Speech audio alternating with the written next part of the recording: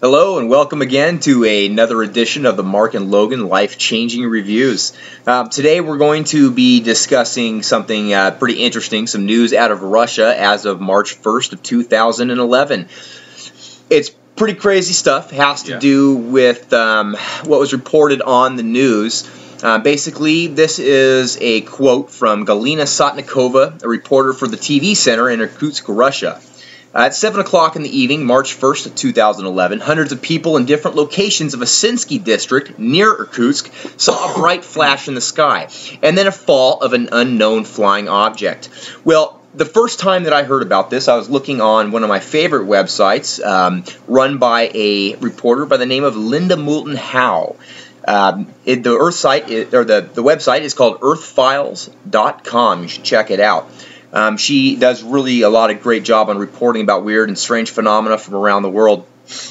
Apparently, there was a lot of witnesses to this, and there was also pictures of an alien body. Now, Mark and I both had a chance to look at the pictures ourselves, and they're pretty interesting. They're pretty convincing. We've been, avid extraterrestrial enthusiasts for a long time. And these are pretty convincing photos.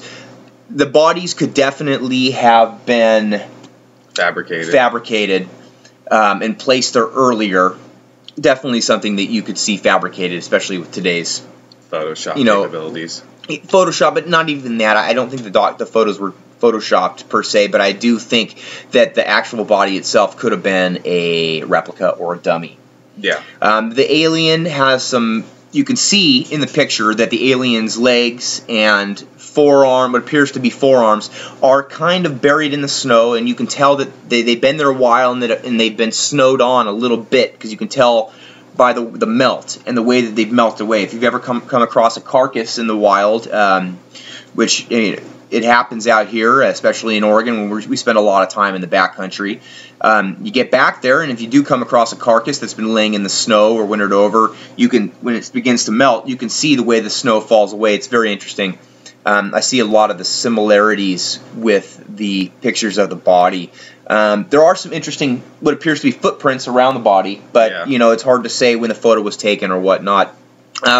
We got to read some of the reports from the locals that were reported having seen it, and mind you, there was over 100 people that witnessed all these flashes in the sky, and then there was a large explosion, and what appeared to have been, what felt like to them, was an earthquake.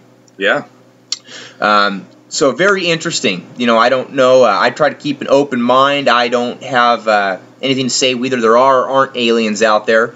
But I like to keep up on these weird news, especially when there's mass sightings like that. That's very interesting. Yeah, and it's from a reporter. It's not like some. This is from from the TV center. Yeah. In Russia. Her name is Galina Sotnikova. Sotnikova, GALINA SOTNIKOVA, and that's in Irkutsk, Russia, which is IRKUTSK. I don't know. I don't. See, looking at that picture.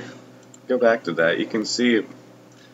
Yeah, the picture is very interesting looking. You can see the discoloring in the body. Yeah. The mouth is very interesting looking. It almost looks as if the head has been smashed. And there is some sort of a semblance of an actual eyeball in the eye socket, but it's hard to say. I mean, that could be a mixture of silicone and all kinds of different things that we could just go to Tap Plastics and make ourselves if we really were feeling like it.